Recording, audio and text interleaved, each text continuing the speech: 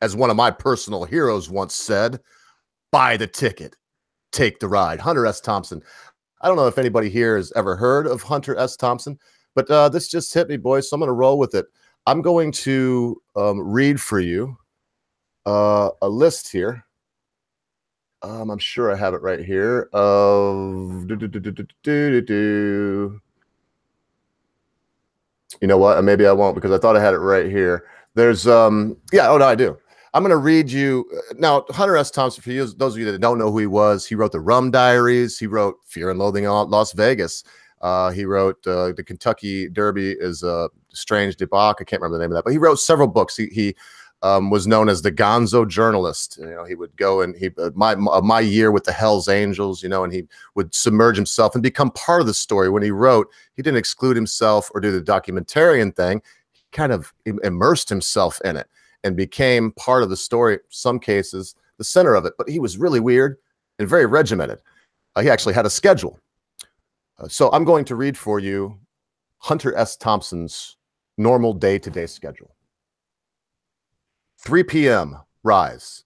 3:05, Chivas Regal with the morning papers, Dunhill cigarette. 3:45, cocaine. 3:50, another glass of Chavez, Dunhill.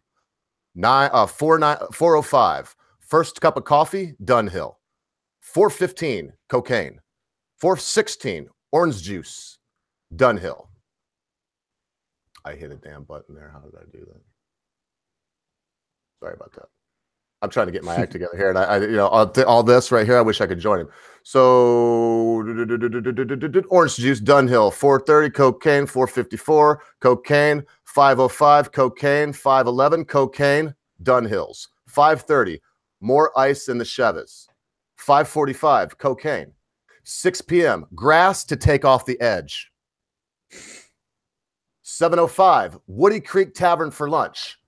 Heineken, 2 margaritas, 2 cheeseburgers, 2 orders of fries, a plate of tamales, coleslaw, a taco salad, a double order of onion rings, carrot cake, ice cream, bean fritter, Dunhills, another Heineken, cocaine, and for the ride home, a snow cone, which for Hunter S. Thompson was a glass of shredded ice over which is poured 3 or 4 jiggers of Chivas. 5 p.m., cocaine. 10 p.m., drops acid. 11 p.m., chartreuse, cocaine, in grass. 11:30, cocaine, midnight. Hunter S. Thompson, ready to write. 12:05 to 6 a.m., chartreuse, cocaine, grass, Chivas, coffee, Heineken, cloves, cigarettes, grapefruit, Dunhills, orange juice, gin. 6 a.m., in the hot tub, champagne, Dove Bards, fettuccine Alfredo. 8 a.m., Halcyon, very powerful sleeping medicine. 8:20, sleep. God rest you, Hunter S. Thompson. If it wasn't for you, I would not be the man I am today. I would probably be a much saner, much wealthier man. Anyway, boys, since I did that, what's been going on today before we get into this serious news? We got plenty of time to talk about it, and everybody knows what it's going to be about. Well, happy enough. I never did anything like that. I've never had a day like that, even when I've gone out. And that's just a normal day for him. Jesus. Yeah, that's what able to get lost in his writing pad. Well, he said, you see that before he wrote, he would drop acid, and apparently the guy was a 7-day-a-week acid user. Fuck it out. I mean, in the old days, I've done it 2 or 3 days in a row. Well, I won't even lie, but to be perfectly honest, the second and third day, it almost becomes, you know, you lose. I've lost that love and feeling. You know, you just can't. You're not grooving anymore. It just becomes old. But anyway, more power to him. God rest his soul. Bollocks. What do you think about that? Would you like to? Yeah, probably not. I do prefer to stay in control if possible, but I'm fine for other people to do it because you can just look at them, shake your head, and think, "Yep, my life isn't as bad as I thought it was," and walk on. That's why I watch Jeremy Kyle. Yeah, you say that, common sense. You say that. I think secretly, deep down, you are enjoying it. Yeah, I'm enjoying it because I know my life's better. That's why I watch it. Oh man, yeah. Do you know Well, what? The Americans won't get this necessarily, but there used to be that show on in the late 90s and early noughties called Eurotrash. I'm sure Common Sense probably remembers it. They always said that your life had hit rock bottom if you were in on a Friday night watching Eurotrash and enjoying it. Yeah, you're absolutely drunk at the time. Stoned. Kind of like our friends, kind of like our show Friends. No, well, what you're very sexist, homophobic, and what was the other thing? Fat shaming show. Fat shaming, yeah. Oh yeah, we can't be xenophobic because we have a Jew. We have our token, so we can't be xenophobic. Yeah, well, did you know there was a show called Friends on TV here in the States in the 90s? Common Sense, probably not. Yes, we did, and I'm not going down that. I'm not going down that road. I will kill you all. Well, I didn't like the show either. That's why, I mean, because to me it sounds like Eurotrash. There's a lot. It was very popular. Okay, a lot of people like it. Maybe Zero liked it. Zero, I remember putting it down. Not popular. Eurotrash was not popular. It was something you watched at 12 to 2 o'clock in the morning. It was something when you got home at night, you was just like, "Oh, put telly on." I was not a fan of that show. And we all know it was very, very popular here. It was extremely popular in the States. And so now it's come out because they're playing it on, I think Nickel. I don't know. They're syndicating it now, of course, and they're crying out for this to stop because, like what Bollocks just said, it's sexist, it's fat shaming, and it's hideously white as well. Don't forget that. There's not a single black person in there apart from one time when there's a gay lad for Gus or something, isn't there? And that's about it. Yeah, man alive. I don't know what it's coming to. There, though. You got Bruce Willis in there once. And where? And Friends? Yeah, in Friends. Yeah, he's Rachel's dad. Huh. See, because I remember Bruce Willis from Moonlighting. I'm that old, and I loved that show, man. I was very young when it came out, but it was the coolest show I thought on TV. And it was only cameo appearances. I think he's only been like 3 or 4 max in the whole of the seasons. Oh, I knew he did start, and I was just saying that. I mean, he did get started on TV as big a star as he is now. I never used to watch it in the day, and I still don't particularly like it. But I do know that I think Jean-Claude Van Damme was in it as well. It wouldn't shock me. It was the most famous show here. Are you just going on the fact that I've said that, and we're going on the movie Expendables 3? Yes. Well, two technically, but if we're going to get all nostalgic, I might as well bring up all the crap films from the 80s we loved. Well, the thing is, it's not on Nick and Night. It's on Netflix now. And what's going on is the millennials are being massive crybabies about everything left, right, and center. Well, I grew up as a young adult with this show. I didn't get it. I still don't like it now, but I'm not going to, nail it because I didn't write the scripts. I didn't act in it. I didn't produce it. So it's my choice simply not to watch it, and everybody else can get over it. They can stop whining. And Netflix will be like, there are more Gen Xers and baby boomers that are watching this than millennials are. So, and odds are they'll probably cave, but otherwise they'll say, piss off. That's all there is to it. Well, I don't think you can really say, not that you have done. But obviously, the millennials are coming out and saying that it's a case of they're coming out saying, "Oh, it's a racist show." They're being fat phobia. That every sort of thing that you can think of, you think of all the shit that Hillary Clinton said. Yeah, and you just put that into that show, and it's just like there is no way that show even touches on that sort of stuff whatsoever. It's based as a comedy show.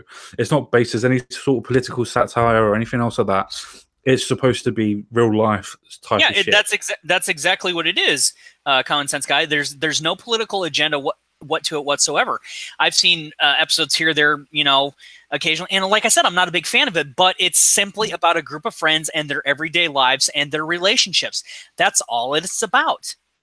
There is 40 something was like that. Yeah, that was 30 something. And right, 30 something. Sorry. And there's no political agenda to this whatsoever. And the irony is these crybabies don't remember that this was on during the Bill Clinton years. Hello?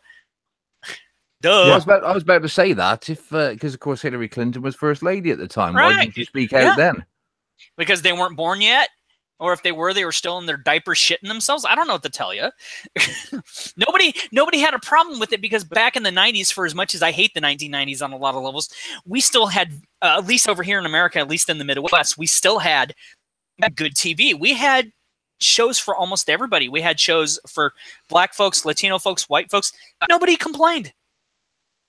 Yeah, I think go on, Bollocks, carry on. No, I was just going to say so did we to a certain extent. In fact, I can still just about remember programs that were watchable up until probably the early 2000s, I think, before it really started getting, shit. A bit messed, yeah. Yeah, but do you remember a program on BBC Three and when it first started, Common Sense, when it was? You do realise I hate BBC Three, don't you? I hate BBC Three as well as what it's become, but there was one program that was on there called Monkey Dust that was really satirical and really funny, and that was quite a strange thing. I've watched it.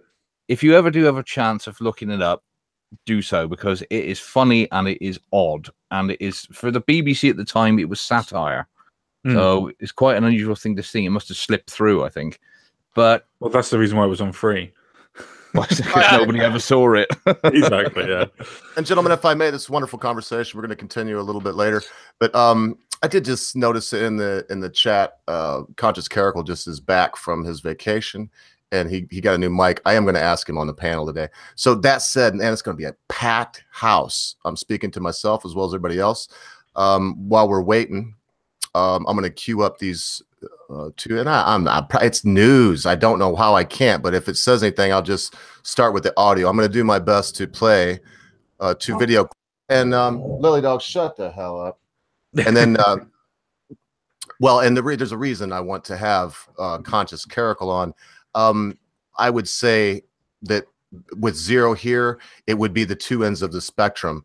Understated and overstated. I say that with respect to both of you. I don't mean any disrespect when I say you're overstated. Zero, it's one of your endearing traits, and the same with CC, Conscious Caracal. He's very understated. I mean, he could be talking about his house could be on fire, and he'd have a cold beer, and he'd say, "I believe my house is burning down,"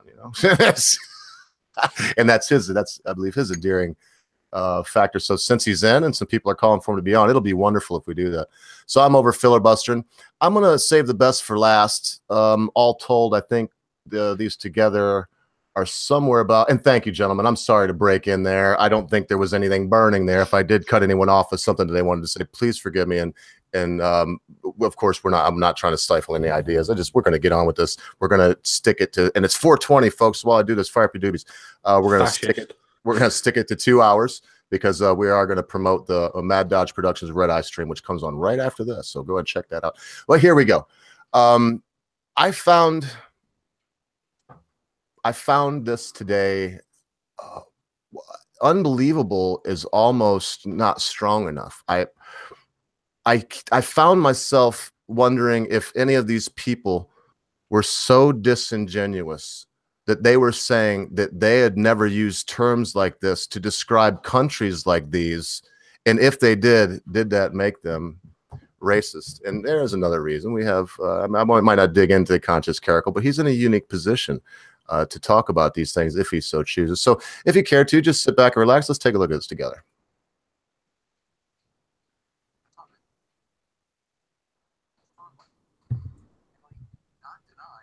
Can you turn it up a bit, Mr. Ogre? Yeah, the sound quality is not great, mate. Okay, can you still hear? Can you still? Oh, you can still hear me? Okay, I did something wrong here. I see what I did. Yes, I was just in such a hurry. Yep, you sound great, Conscious Caracal. Now let me re-cue this, and we'll re-cue this, and let me see if I can do this properly this time. Thank you, gentlemen, for letting me know. And then again, if it's too loud or cracking up, just let me know, and I'll be able to adjust the sound. I hope from there. The White House. His comments reported first by the Washington Post, confirmed by CNN, and amazingly not denied by the president or the people around him.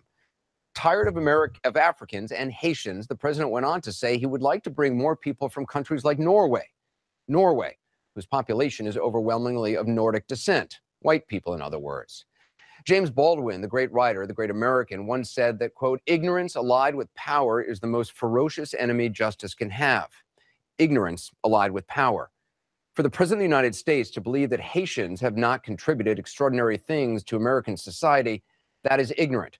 For him to claim that all the countries of Africa are shitholes is woefully ignorant. But as disturbing as you may think these sentiments are, these comments by the president, they are actually not anything new. 3 weeks ago, the New York Times reported something else the president said about Haitians in another meeting at the White House.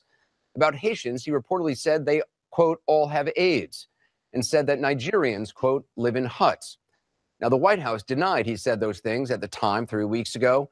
They are not denying he said the comments today, which were spoken in a room with bipartisan lawmakers. Perhaps the White House feels the president's remarks will be well received in some parts of this country, among some parts of the president's base. And perhaps that is true. But it doesn't make what he said any less ignorant or any less racist. Not racial, not racially charged, racist. Let's not kid ourselves. Let's not pretend. Oh, shut the fuck up. I'm Don Lemon. I just have one question. Since when is being your nationality a race? Then you can be racist against Germans. Again, you're talking about people who don't know the difference because they're so up on their high horse and they think that, you know, they can shit on the rest of us from such a height that we wouldn't notice. You're dealing with stupid people, so you got to remember that. Okay, yeah, of course. fair one. They definitely want to piss down your back and tell you it's raining. Now, I won't play this one. I don't think it'll go nearly as long. I just I want to give before we just have at this, give Mr. Lemon the last say here before we tear into it. And let me say this, gentlemen, if we can do this, 1, 2, 3, 4. So it'd be conscious caracal, zero cool, magic bollocks, common sense guy. I'm going to try to keep my mouth shut today, boys. There's too many of us here. Believe it or not, I will really work on that. I'm going to get super stoned, so I'll shut up. So let's look at this. I'll remind you of your number. Try to go in that order. Of course, if you have to break in, you will. Let's enjoy this together and then carry on. This is CNN Tonight. I'm Don Lemon. The President of the United States is racist. A lot of us already knew that.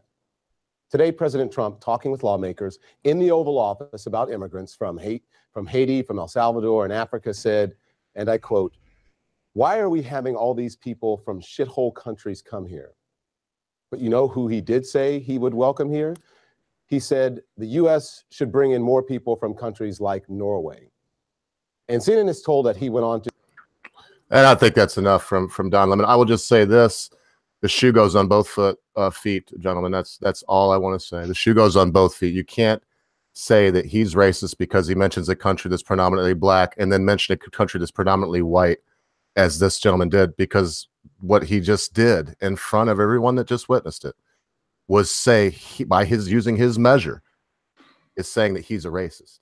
So, gentlemen, we remember our numbers. Just carry on and tell me what you think about it. Oh, please let me go first. Go ahead, Bollocks. Of course you can. The fuck? Honestly, I don't know how the hell you Americans can put up with that. I mean, we've got propaganda in this country, but that is A1 absolute bullshit. And what I find interesting is the fact that they pretend like it's this big revelation, but it's not like they've been calling him racist for the past 3 months, or actually the past.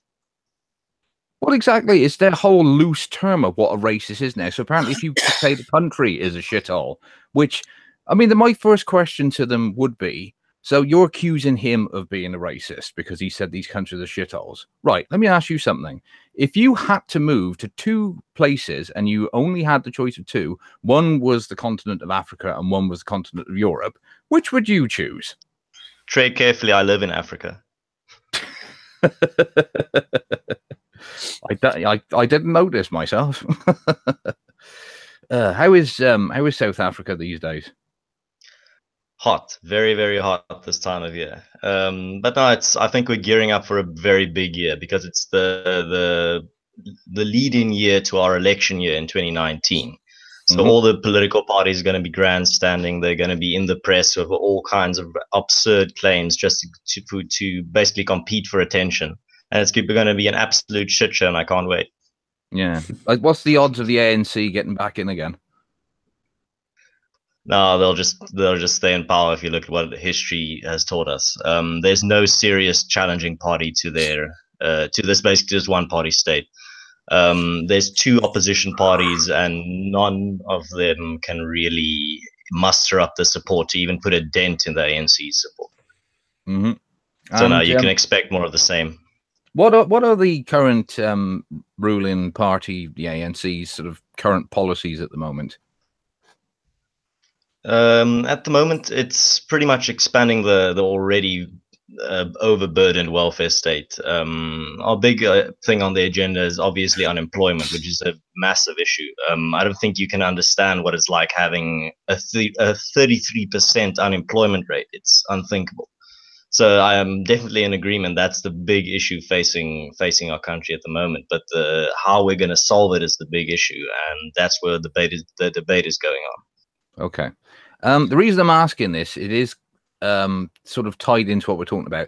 Would you say that South Africa is turning into a shithole? It really depends on which part of South Africa you stay. You can stay in a pretty isolated bubble where you never see the bad parts of South Africa. You can isolate yourself completely economically and go stay in some security village, send your kids to private schools, never have to deal with any state-funded institutions. You can go to your own private doctor. You can go to your own private gym, everything. You can economically segregate yourself. Yeah. And that's what a lot of South Africans are choosing to do from all races. Segregating themselves from the bigger issues, from the bigger country as a whole. Yeah. So if you're never faced with it. Yeah. So if you were to look at it from the point of view is if somebody was to say to these CNN reporters, okay, they had the choice of going to two continents, Africa or Europe. If you were in their position, even though you obviously live in South Africa, and you were currently living in California, you know, you were earning six-figure salary, but for whatever reason, doesn't matter, you had to relocate to two locations only. And is there a variable of uncertainty, like about my economic situation in Africa? Because that's the big issue. If you come to South Africa with money, you can live in absolute fucking luxury.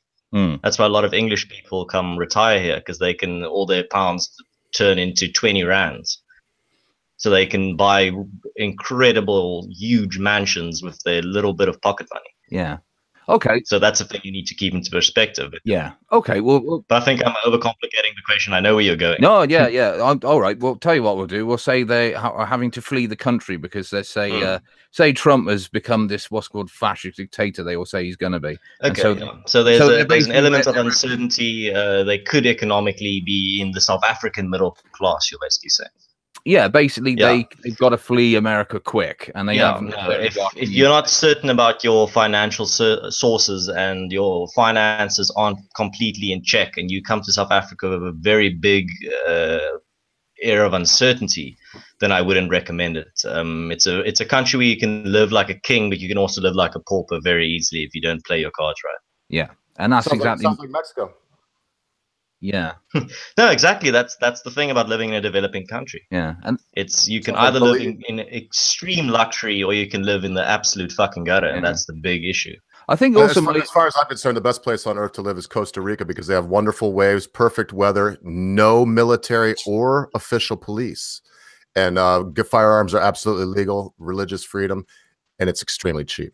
But gentlemen, I'd like to let y'all go on and on and on and on and on. We have a topic. I'm gonna shut back up, let y'all carry on because I'm not gonna stop this. And then Common Sense or Zero, somebody tell me about Shitgate.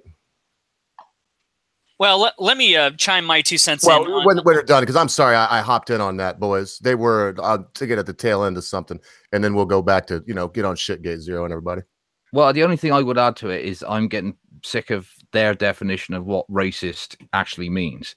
To me, what a racist is somebody who actually despises and hates somebody based on their skin color. And I do not believe for 1 second that Donald Trump does hate people because of their skin color. But what he said about these countries is absolutely true. They are shitholes. They're horrible places to live. And that's why I imagine a lot of people from these countries do want to flee them. And, the one thing they always tend to have in common is they're always socialist-esque countries that have been run with a sort of a dictator at the top who takes all the money, keeps all the resources to themselves. I always ask people, show me pictures of people crawling under barbed wire to escape capitalist tyrannies. Yeah, exactly. You don't see it very often. You haven't seen many Europeans trying to flood in en masse into Africa, have you? It's actually the quite opposite. They're jumping over barbed wire to get into these capitalist racist tyrannies. It seems I know. But yeah, it's the whole definition of racist now. Is that I want, what is their definition? Can somebody answer that for me? I believe that their definition of racism is power plus prejudice equals racism. Oh, it's the old communist thinking again, the old oppressor and the oppressed, is it? Their Yes, exactly. definition of racism is if you are not a liberal or a social justice warrior, do not lean to extreme left politics in America, you are the exact opposite of us, and we will call you a racist because that's the first thing that we resort to because we're severely weak-minded and have no real vocabulary or understanding about anything on the planet anyway. So that means, Zero, even with your wife and your daughter, because of your political beliefs, they would call you a racist. Yeah, they would call me a racist, and they would call her a coon, and then she would put her hand right through their face and tear out what little membrane they actually have because she's not somebody to screw with. She doesn't give a crap. She's just like, I work, I pay my bills, I'm happy, my kid's in the military doing all this other stuff, and you've got nothing. And she doesn't tolerate it, and neither does her family. And that's kind of the privilege about living in the Midwest. We have a different mindset, and it's not a left versus right, conservative versus liberal. It's a realist versus an unrealistic standard. We don't have time to screw around and say, you're this, you're that, blah, blah, blah. It's like, okay, we've got crops, you know, we've got our city people in the city to take care of. We got our citizens to take care of. We got to raise our farm animals, get our crops going so people have jobs and we can feed our community and the state and make our state prosperous as much as possible from our, food, like that, what we do in the Midwest here, which is wheat, corn, and beans for the most part, and cows and pigs. We don't have time for this shit. Yeah. And the people, and honestly, the people that do are the ones that are really, it depends how much money they have, and they're snobby little assholes. And the whole thing about what President Trump said, it's a fact that, I'm sorry, and whether you like it or not, but Haiti and Africa are shitholes because they literally have people that have so many diseases that we have either taken care of or don't have vaccines for, that they are a walking, talking biohazard, and we don't want them here. Yeah. And very quickly, for one thing, it was a super chat. And for another thing, it's pretty funny. So thank you so much, Binary Surfer. This is great. I suspect Trump, in his usual ineloquent way, meant, why do we have barely educated peasants arriving from countries instead of engineers with degree in hand? Yeah. I think the big thing for me that stands out is are the people that are complaining about his comments are also the ones who threatened to move to Canada in 2016 and not Mexico. And they didn't even move to Canada. They still stayed in this dystopian USA. That's a very good point. Because they like their money. Furthermore, there's basically a lot of stuff going on social media right now that people have pointed out. And the fact that these guys on CNN or these big news shows are actually reverting to potty mouth tactics in the first place when they say, oh, we're so much better than this person over here. Yet you, if you're so much better than this person, you wouldn't quote that person word per word and use the exact same language that that person uses that you despise, let alone name call, because if you're so morally superior, you have better things to do, or you could say it more eloquently, which you have failed miserably. I had a long story short, I had a person mouth off to me today about this. I said, I really don't care. We've got better things to do today. And they're like, well, blah, blah, blah. And I say, if you're so smart, why aren't you rich? And they couldn't answer the question. Let me ask a question very quickly. I want to hear from Common Sense Guy. I don't know if he's died. He's probably just knows there's a bunch of people here. I'm still here. I'm still here. I know. I'm just letting everybody know they got to let you talk. They don't have to let me do anything. I can quite easily look after myself. But ask your question, please, sir. Cut me some slack. It's just hard with all these people on here. What I'm trying to say is this. If I was to say something like this, well, we've talked about everything else tonight, but race. And so I've got to bring race up because what we had here tonight in a large part is a white lash. Now, if I was to say that quote right there and I was a big burly black dude, big bald-headed black guy, would that be racist? Yes, of course it would be. Okay, and I agree. You're classifying everybody as a same or objectively the same by classifying them by one distinctive figure, the color of their skin. What is more racist by definition than that? That's just a simple point, isn't it? It's the same as when people go, oh, these countries are shitholes.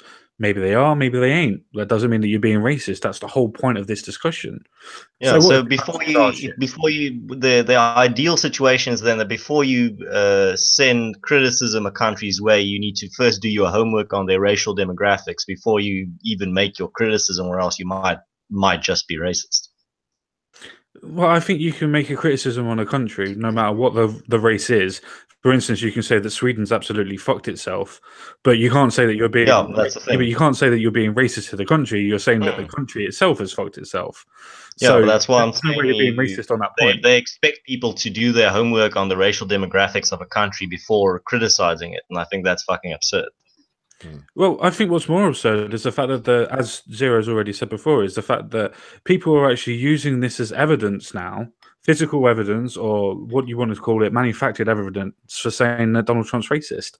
If that's the only evidence you've actually got of calling a man racist by saying that, yeah, some countries are shitholes, it's like, well, yeah, he's kind of being like honest. I'd rather him be honest than saying everybody's amazing, because not everybody is, and not every place is. Yeah. It's like if I call Newport a shithole, does that mean I'm racist towards the Welsh? I hope so. Well, for you it is, yeah.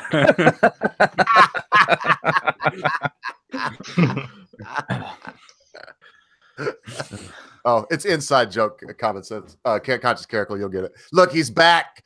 Common sense. Now it's going to take me bloody 3 months. I'll be calling him the Conscious Caracal. I'll be calling you the Common Caracal guy.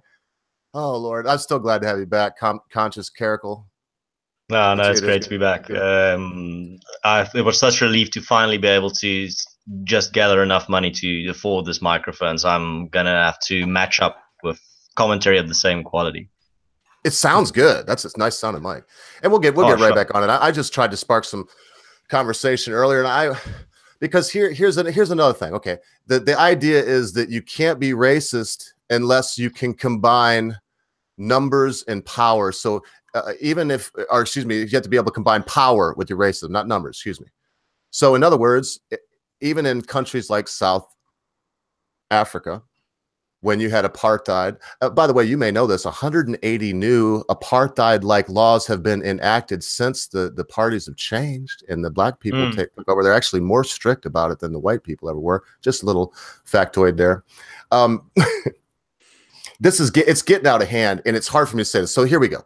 If you can't be racist unless you have power combined with your racism, then what do we call it when the person in power is saying we hunt the boar, we kill the boar with the machete, we shoot the boar with the machine gun? I've heard of these things. I know I'm translating to English and I can see it. And then he says it in choppy English, even in this one thing. He said, we hunt the boar, we kill the boar. And then they sung this little song. Now maybe I'm ignorant. Is the boar like a boar hog? Are they going to go? No, it's the Afrikaans name for the Afrikaner people, the Afrikaner culture. It's almost like in the same.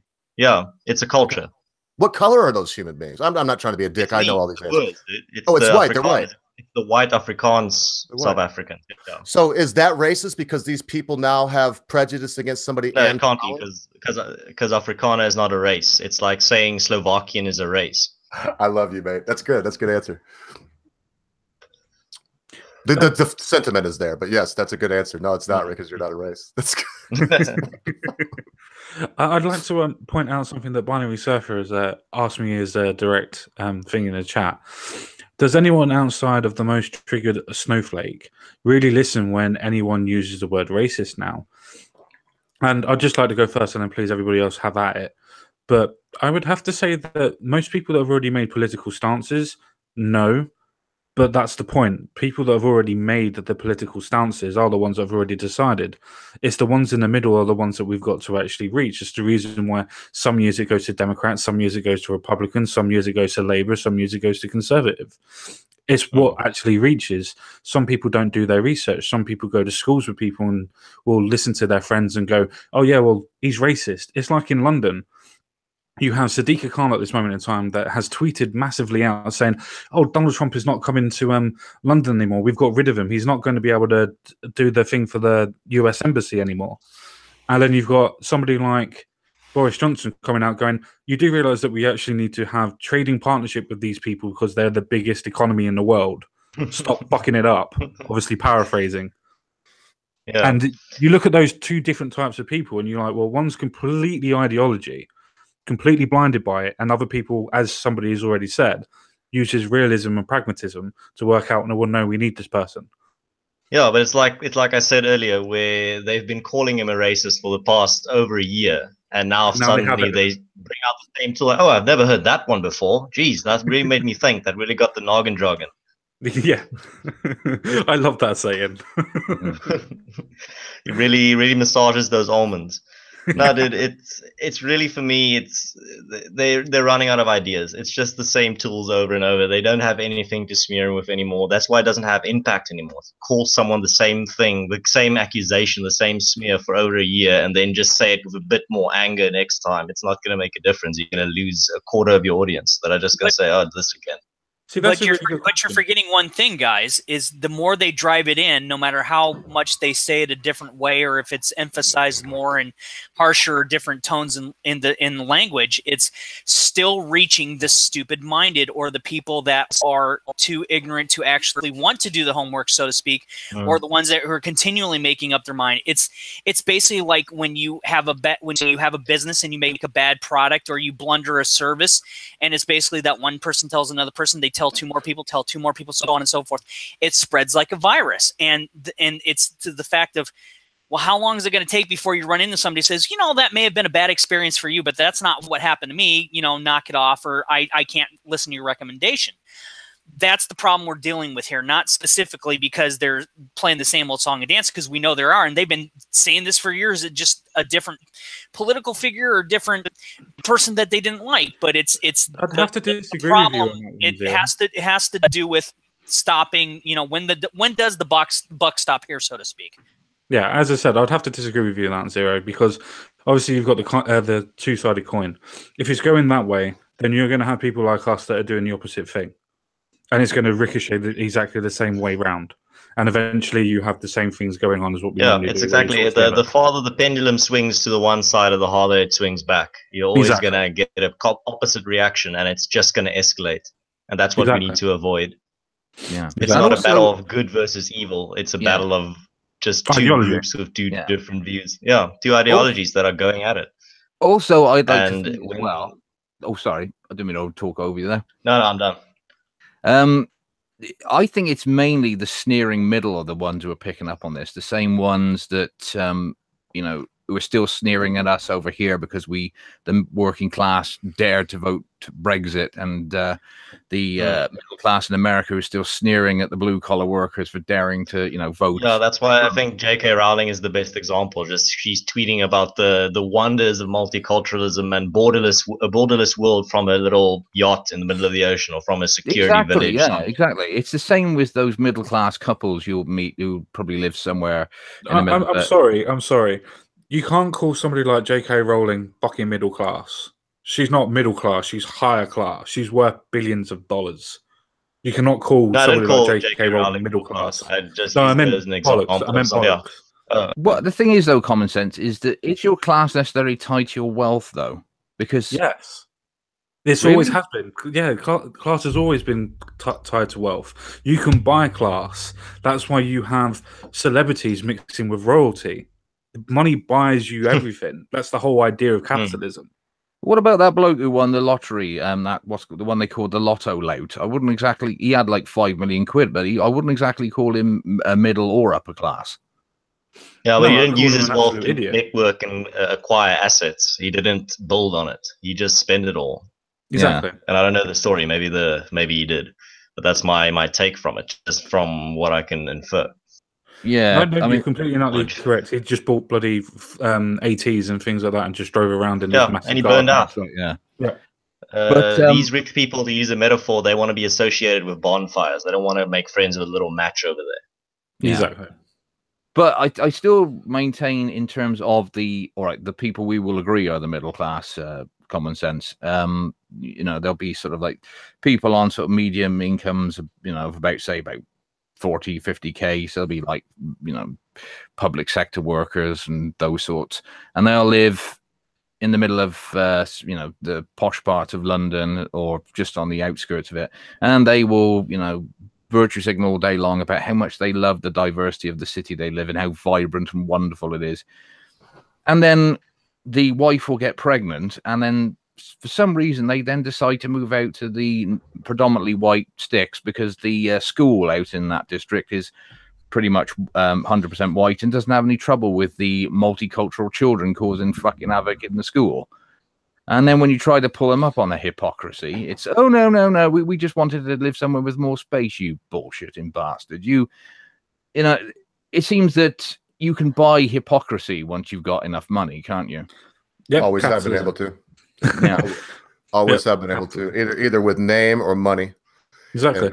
Yeah, I saw in the chat, Le Peleron asked, is Cape Town a safe city? It's actually the most dangerous city in South Africa in terms of at a time, I think Joburg is also voted for different reasons. All South African cities are pretty dangerous to an extent. Sun City? Isn't Sun City just a resort town? That's not dangerous, is it? No, not Sun City. Joburg and Cape Town. Sun City is just like a resort. Right. Well, I was just asking because you said all cities were dangerous, and then that popped into mind. Yeah. That seems like I imagine a wall around the whole place. Like a resort built by billionaires in the middle of the bush. Right. I've been there. It sticks out like a sore thumb. Official beach in the middle of like the bush filled with fucking elephants. The only reason I know where it is because Tori Olafsson won the World's Strongest Man contest there, I believe, in 98, 99. Anyway. And that was, they held it there back when the tough man, I mean, it had some really thick, deep running of men back in them days, man, some tough guys. But anyway, who cares about that? It's just something. I mean, my wife is out there listening, and there's things going on that we can't fathom. And then we got some version. And who doesn't remember Anderson Cooper? Couple things. Anderson Cooper, Project Mockingbird. No doubt about it. He's a CIA operative. There's no doubt about it. There is a guy that pretty much devoted his life to hounding him for about 4 years. Look it up on YouTube. And he's one of the first people they recruited. Still works for him. And he supported and advocated for Hillary Clinton while the foundation fraudulently looted and pillaged Haiti and its people during a time of natural disaster. That's right. And so he's a fucking hypocrite. And let's remember when Trump was there with Tim and Corey Lewandowski pushed that girl down from Breitbart or whatever. Didn't push her down, really pushed her out of the way. She said push down. And if you remember, he got his thing out and he was like started to read because Anderson was making some salacious claims. And he was like, started reading. He was like, here, you read it. You're the professional announcer. Anderson never forgot that. He calls these people fake news in their face, tweets around the court. So when we see this, we have to factor that in, the bias from that stuff in. They hate his guts. They hate his guts. Anybody that thinks Anderson Cooper would piss on Donald Trump if he was in flames, they're deluding themselves. We wouldn't give the man a hand if he was dying. There's no way. He'd push him that. He'd just push him right out of the plane. Yeah, but we've always known that CNN and ABC already have these type of biases. They're just reinforcing them because obviously Donald Trump's gone after them. I think the main point is to stick to the fact that they're trying to say that this is evidence now of Donald Trump being racist, which we can all see. We can all see that this isn't. This is just somebody saying that other countries are shit compared to some other countries. It's just obvious. But they're going to use this now as evidence for at least another week or a month to say that he's racist. The thing is that I don't think this is going to work in their favor because I think there are more people out there who agree with what he says. Most people aren't stupid. There are obviously the chattering classes who don't think. And it's a classic situation of the boy who cried wolf. They've called him racist so many times that even if he is a real racist tomorrow, people wouldn't believe him. No. That was going to be one of the questions that I was actually going to ask everybody. If Donald Trump was to come out tomorrow and say that all N-words should go off and jump off a cliff or they should all be lynched or whatever, and everybody looked at that and went, is he joking? Is he not joking? Does he mean it? And he actually said, no, I mean it. Would anybody be shocked? I would be shocked. I personally would. By that, I meant, do you think any liberals would be shocked? No, they wouldn't. No, they drank their own Kool-Aid. That's already the image they have in their mind. They drank their own Kool-Aid. There's no doubt about it. One good thing, though, Common Sense, it would make a fantastic stream with Sargon and Richard Spencer, wouldn't it? Well, yeah, it would do. They're going for a round 2, so that should be interesting. As long as Sargon doesn't get too emotional again and actually give Spencer a bit more Mr. respect. Ogre, you've got to get in. Mr. Ogre, we've got to start agree with beating. We've got to start beating Andy Worski to this. We could have him on here. Well, I wouldn't mind, but we're trying to get a black supremacist before we get any other white people on. We're going to have a black supremacist, so we probably won't have another white because we're going to keep it. We're going to be egalitarian over here, egalitarian or nothing. But let's not also forget that they're doubling down on the basket of deplorables, because both of the Anderson, Lemonhead, everybody I've listened to so far is going back to, well, I'm sure his base really likes that. What are they saying when they say that? When they're calling what he did racist, and then immediately saying, well, his base really loves that. It's pretty simple what they're saying. They're saying 60 million Americans are racist deplorables. Yeah. Yeah, They're doubling down on that. That's going to hurt them bad. I agree with you, Bollocks. That's another nail. And they're doing these things, and they don't realize that, like it or not, whether you like his methods or the way he delivers anything, Twitter, however he does things, like it or not, they are in bed with a master manipulator that's used to manipulating the bureaucrats of New York City into letting him do shit his way on his buildings. That's no mean feat, folks. Anybody that thinks, that's just a walk in the park, maybe they should go back and watch the televised thing he just did the other day. Yeah, it's the same thing that happened to me. One of my mates asked me during the holidays, I asked them, why do you despise Donald Trump so much? And he just replied, don't you watch the news? And I'm like, yes, no, I don't. That's why I know what's going on. Yeah, I used to love that when some of my mates used to talk to me. I've got socialist mates, unfortunately. And my mates would always go, oh, have you heard the news? It's like, what are you talking about first? It's like, oh, have you heard Venezuela's supposed to be getting slightly better? It's like, fuck off. It's dying. It's dead. The whole idea is gone. Or whatever story you want to put. And it's just like, you have no idea what's actually going on. Go talk to people on the internet. That's what the amazing thing about the internet is. Exactly. If you want to talk to somebody else that's going on in a different country, you can go to their bloody chat zones and things like that. The old UK chat, if you have that sort of image in your head from many years ago. But you have those type of things where you can go and talk to people from different countries. You can find out from other people rather than people that are trying to, as Ogre said, peddle a story that's supposed to try and fit some sort of narrative. Yeah, but you just blew my mind. You meant UK chat like from Messenger, from You Got Mail, from AOL Messenger? That no, there used to be old chat rooms where if you put UK chat, you'd be able to find chat rooms. That's kind of what I go. Carry on. You just took me back about 15 years like that when you said that. Yeah, that's about the right actual time frame, actually, to be fair, about 15, 16 for me.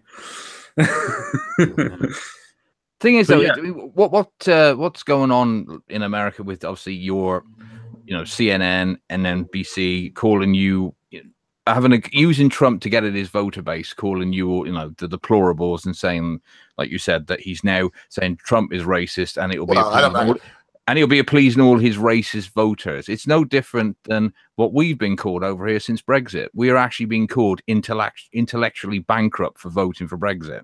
No, let's be honest. They use the word stupid. Some do, yeah. I just thought that was a slightly more polite insult. No, I prefer stupid because I like to rub it in their faces that people that are stupid can run the country and win elections. I just came out and said in the video I did today, maybe I am becoming racist. I feel like in my heart, to be perfectly honest, like I am starting to really dislike. I'm starting to associate the loud majority, or the loud minority of certain races with the race itself. I'm not going to lie. That's what they want. If you repeat a lie bro. I know it enough, you're going to start believing it. If they call you a racist enough, you're going to start doubting yourself. Yeah. I'm not saying that I'm starting to believe their label. I'm telling you that in my heart, I'm starting to dislike racism. I'm speaking more like on an unconscious level. Of course, you're not consciously becoming more racist, but if they keep hammering you and calling you fucking racist, then unconsciously you're going to take a hit. You're going to start getting a little dented. Yeah, don't fall into that trap, Mr. Ogre. That's what they want. Well, I think we all do to a certain extent. Well, and I'm only projecting that. I feel this happening to me because of the vicious. Okay, listen. I love blues. I'm not one of these people that's like, yeah, but McClapton. Look, Eric Clapton's okay, all right, he's okay. Ain't no Muddy Waters, man. He ain't no. Look, that didn't make it good. The bluesmen are black, the great ones. There is not one great bluesman that is white. I'm sorry. There's some good ones now. There's some good ones. but there's no great ones. What's wrong with that? I don't know why we can't embrace, and why these things that are so beautiful that come from my culture are now all of a sudden are worthless. And anybody that looks like me, if they say something's a shithole because it is, they don't even care that someone else, as you said, Carrico, would rape these people, literally steal their children and rape them. No, they point at the big bad billionaire white boy that is, yeah, whatever you want to say about him, he eats cheeseburgers with a knife and a fork. And they point at him and say, look at the races. And it's stealing little chunks of my heart. But wouldn't you say that's more to do with the idea of cultural Marxism or classical Marxism or whatever the fuck you want to call it, the communist idea of having the oppressor and the oppressor, being able to put everybody together to go after one? Yeah, because the whole narrative between the rich and the poor failed, so now they turned it into a social theory, and now it kind of is applicable again. Yes, exactly. Yeah, it's a social dichotomy now between oppressed and oppressor. They just tweak the details a bit because they lost the economic war. Exactly. Well, they want to find out who. They want to find out the people that actually have intelligence and who are stupid and separate them, and then try to take down the intelligent people and make them stupid because they know they already control the stupid people. I think it's more of a case of the fact that they could intersect. That's the reason why feminism brought intersectionality into their ideology, that they can put all these people down and they can break them all down into individuals and go, guess what? You're all oppressed. But if you join this movement, you can come with us and we can take on the world. And it gives them the false dichotomy of thinking that they belong rather than just being part of the human species again. Yeah, but the big downfall about intersectionalism is you can gain a big party of people to support you in a quick amount of time, but then it also starts eating itself. I posted there in the chat an article where literally they said the Pensacola Women's March bans pussy hats because they're transphobic. Yeah, yeah. That's exactly the thing that's why communism always fails, because it breaks up people into so many different categories, because it always puts people against other people. If you get rid of the top people, then the poor are going to go after the middle class, and the middle class we think will be better if we get rid of the poor. As soon as you get into the ideology of thinking, well, we have to fight these people to make our lives better, rather than the ideology of saying, well, no, there's something that I'm doing that's wrong in self-betterment, you're always going to be looking for somebody else to blame because you're looking for that victimhood. You're trying to find out who's the person that's oppressing you because that's your mentality. That's what now you've been put into. Or at least that's what my theory is anyway. Yeah, no, I think I'm on the exact same page with you there. Yeah, just a trivial fact for the people that, because I've been out of the streaming game quite a long time. If I do pause between formulating thoughts, it's because I'm translating in my head. English is not my first language, but Ogre already knows this. You'll be fine, man. You do fine. I just realized that I opened this up like I had no agenda or anything. We do have a show map and been pounding this for an hour. I said everything I have to say about the whole shithole, the whole race thing. I'm getting weary with it. It was never this way, folks. Seems like something happened somewhere around, I don't want to just say 8 years ago because it wasn't. I don't believe it was Barack. I don't know. I have no idea. I don't know. Something happened. All right. No, it's exactly the same. It coincided with the internet going into the next gear. I saw this happening in around 2010, 2011, 2012 there. The internet just went into next gear political mode, and politics just injected itself back into the public sphere where nobody had politics was boring. Nobody talked about politics. Fuck, it was only the nerds and the boring people that talked about politics. Now fucking everyone talks about politics. It's almost a standard topic of conversation in any circle. Yeah. And on the one side, yes, people are more interested, people are more aware of what's going on, but on the other side, it's also it's fucking dividing. It's tearing society apart in some facets. It's almost taking the part of the ideology of religion or football or picking a side. Everybody has. I'm on the blue team. Yes, exactly. Yeah, blue or red. Blue or red. What color are you? It's just a case of you've got these ideologies now where when you first meet somebody, you're like, I'm a Republican. Oh, I'm a Democrat. It's like, why does it matter? I'm Hal. You're John. Let's just be friends and have a drink. But you see, that's you also, because I read a lot into people's psychology, and the thing I notice, and it's only from my own observation, is that's why a lot of these intersectional feminists color their hair and use pronouns and use certain buzzwords and dress a certain way. It's all just a signal to people around them. Hey, I'm on your team. We need to work together. Exactly. It's I'm like not the bad guy. Yeah, exactly. It's like having your own uniform, your own casual uniform, your sports team's uniform, your colours, so to speak, as you quite rightly say. Yeah. It's absolutely, it's all self-identification. It's a signal to the rest of the group, and that's what virtue signaling is also in an extent. Is you're signaling to the rest of the group, hey, I'm on your team. I'm not the enemy here. That guy's the enemy. Look, he's wearing a red shirt. Exactly. Right. We hate red shirts. Yeah, no individual thought, just joining in with the same hive mind. Someone asks you a question on your political opinion. The first thing you think about is, how would a blue shirt reply to this? What would a blue shirt's opinion be? And then you just fucking regurgitate it. Yep. Yep. That's how it's easy. It's effortless. That's what politics has been reduced to. Yeah. I know one thing. They're using this whole deal. There's a show map down there for anybody in the thing. We might get to some of these stories. We may not. It's all down there. Look at it as you want. I just realized I didn't even send it to Common Sense Guy. I was going back looking for the show map on your Twitter, Common Sense. I didn't even send it to you. It's been a hell of a day for me. And was really behind working very hard. But then also, I don't know, this shit is, yeah. But the funny thing is, now we're on a stream here and I just said the word myself. Most people know that whereas I can get a little colorful and blue at times, for the most part, I try not to impress you. Well, yes, to impress you, because your perceived IQ is elevated when you excoriate foul language from your vocabulary and you replace that with something else. So anytime that you would have used a foul word, if you can replace that word with another word, preferably one that you didn't have in your vocabulary before, that'll really help you. It raises your perceived IQ. Then I'm sorry. Then I definitely sound like a fucking idiot. No, and you just said it's not your first language, and I'm just being a jerk off. What I'm saying is, look, it's not my first language. I swear more in my home language. Well, this was the title for this, because I don't know who has seen Countdown to Liquor Day, the movie by the Trailer Park Boys. Anybody? No, I haven't seen it. Sorry.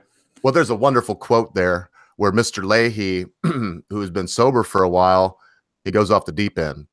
And he looks at this guy named Bubbles, and he tips his fifth up, his leader, and he until it's empty, and then he just lets it drop. It breaks on the ground, and he looks at him and says, "Bubbles, the shithawks are coming. They're swooping down low, shitting on people." Gives him an evil look, turns around, leaves. And so that's the title there. So the shitbirds are flying low. They're swooping in and shitting on people. I couldn't believe it, folks. I tried to count, but I was listening to the panel too, and by the time I tried it the third time, I just gave up trying to count. I was up to 8 times they said shithole on CNN on a 5-minute long interview.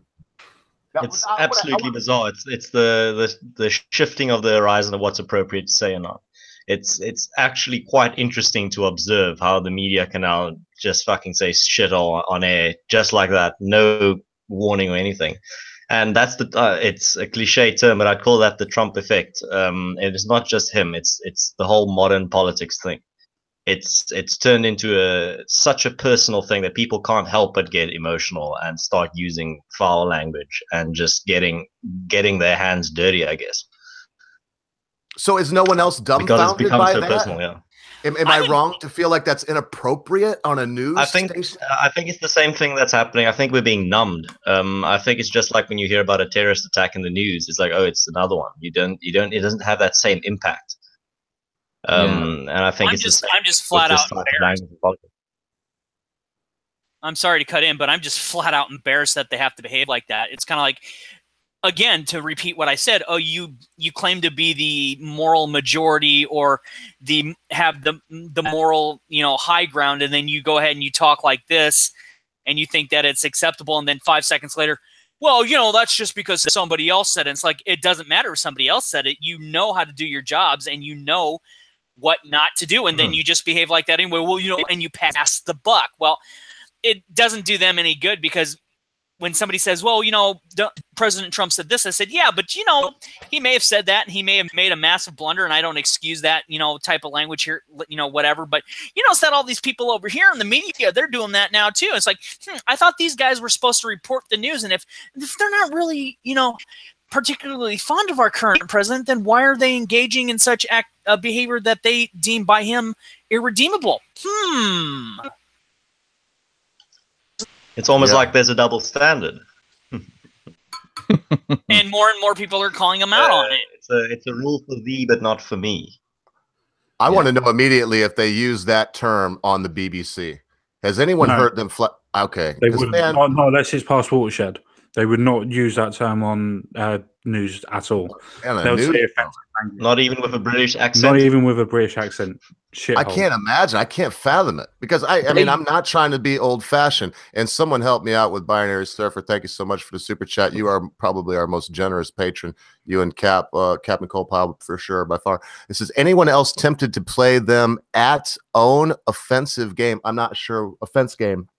Not sure what play them at their own offensive game, actually like playing the offense card, saying, well, you said this, so I'm offended by you. So it's an offended game. That I assume that Binary Surfer means. I guess the reason I didn't understand it is because, no, you can never win against this level of that, I don't think. Because they are these folks. Look, I'm wondering about this because I liked what Conscious Caracal said. I kind of hope that it is the kid that just realized he was old enough to say such kind of bathroom words like piss and shit, them kind of things. And that they're just running around going piss, piss, piss, piss, piss, piss, shit, shit, bum, bum, bum, bum, that kind of thing. And maybe it is.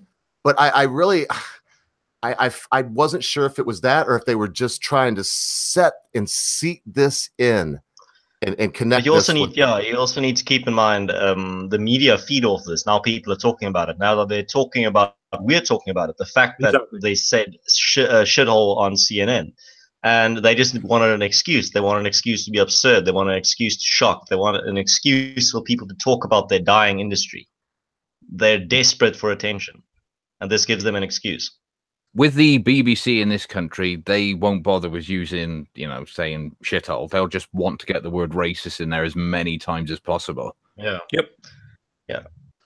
But I think it's a product of and this is how I see it. The American media is much more sensationalist when it comes to that type of almost like a mainstream version of clickbait. Yeah, shock factor. And really, they want that people was talking. question. They want people tweeting.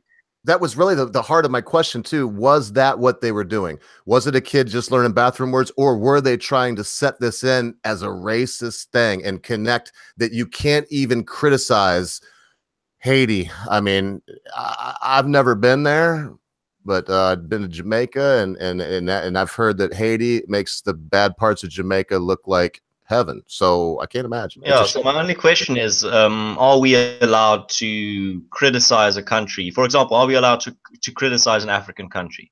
That's the question. Is a white country allowed to criticize an African country, or is it just blocked? It's just a taboo. Because if that's the case, then we can't give anyone any good advice. Then we can't tell someone they've made a blunder. But then we can't do anything.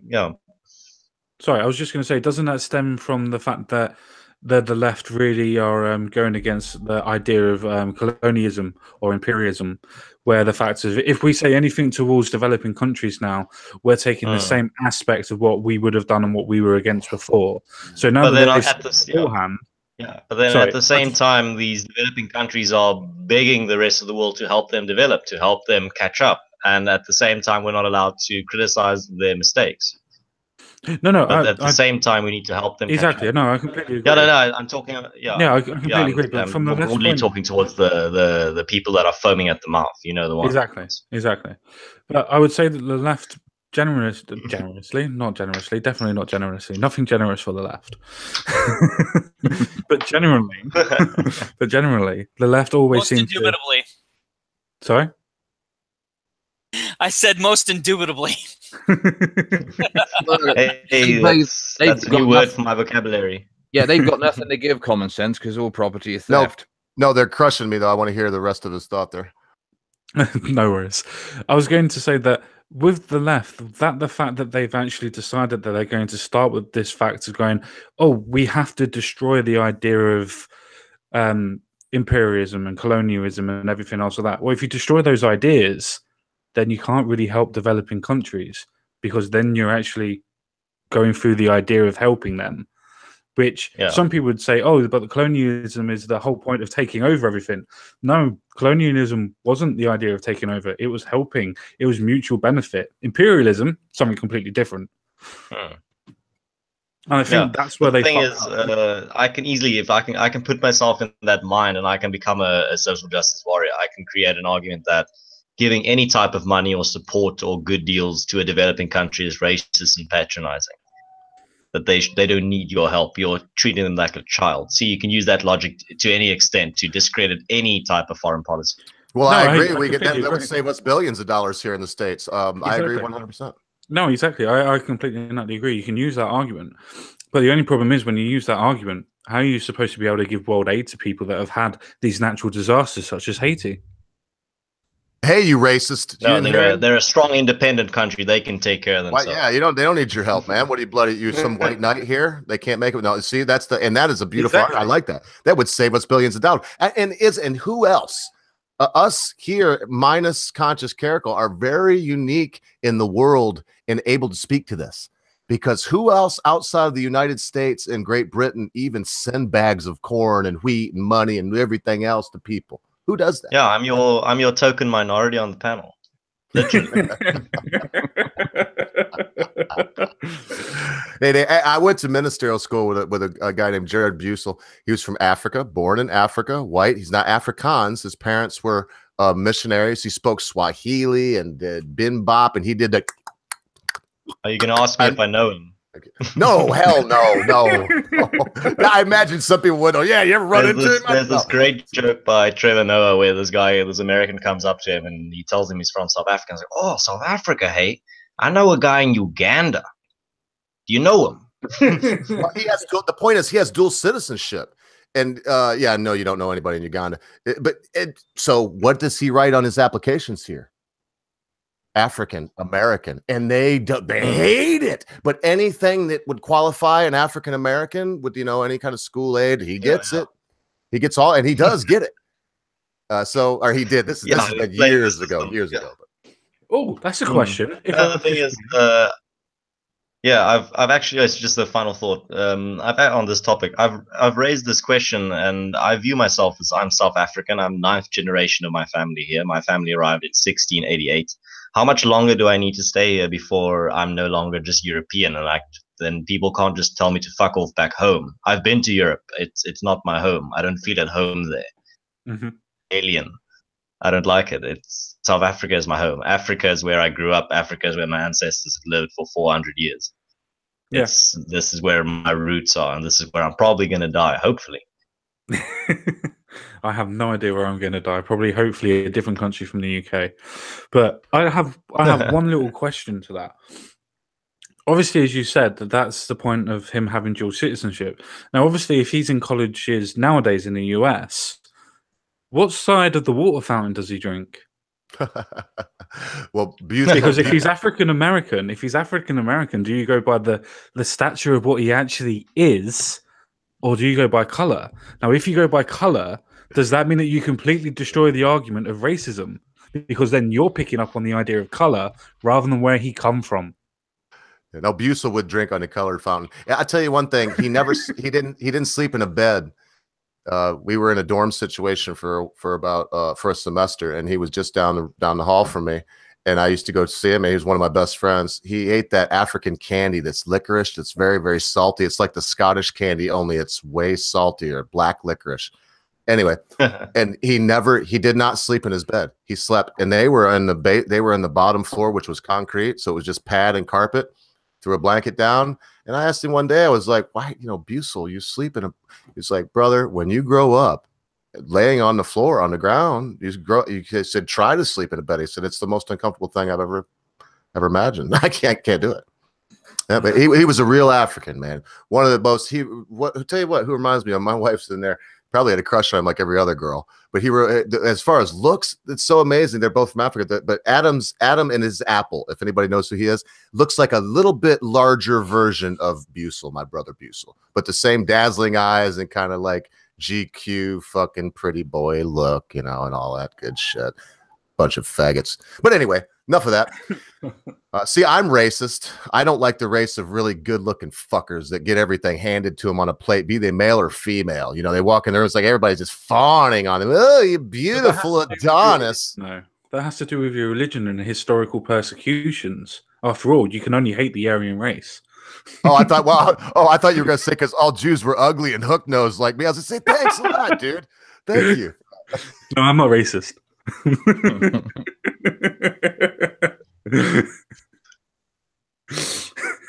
No, it's all internalized. I'd actually say that's quite a testament to your character, looking at the people that accusation has been directed at. Yeah. Well, and you know what? I'm not even going to try to look at too many more of these stories here in about another 20 minutes because there's 1, 2, 3, 4, 5 of us, and I want everyone to have a chance to have their final say. I like to make sure everybody has at least 5 minutes. As I always say, it seems like a very short amount of time till you got 5 minutes to speak, and then at least I can do that easily. Maybe 0, cool. The rest of us sometimes struggle with 5 straight.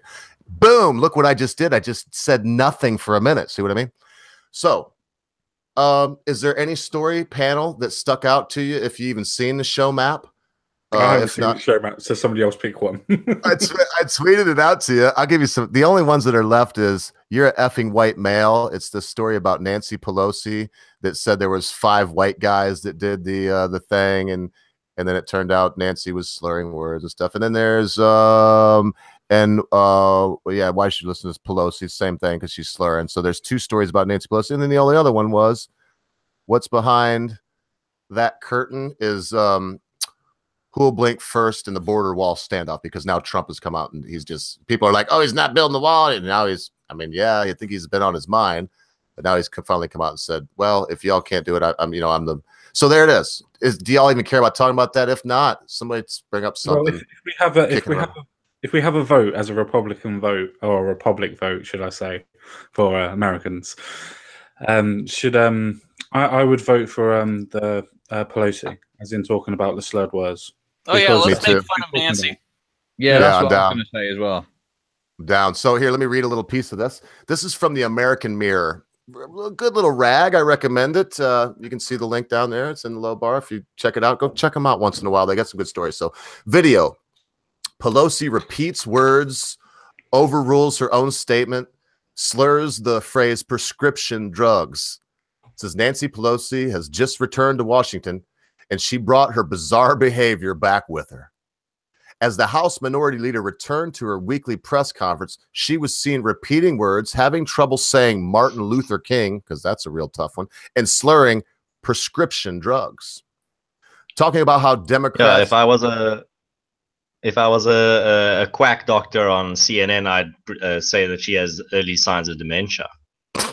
Like they've been throwing around so easily. She's not fit to lead or whatever. So I just wanted to put that in. I don't even know. Let me look and see how long. This is 42 seconds, and I can't imagine I didn't get in trouble for playing the others. So I will rig this up as quickly as I possibly can, seeing as how I wasn't even ready to do it. And see if we can't get some sound on this and see what y'all think about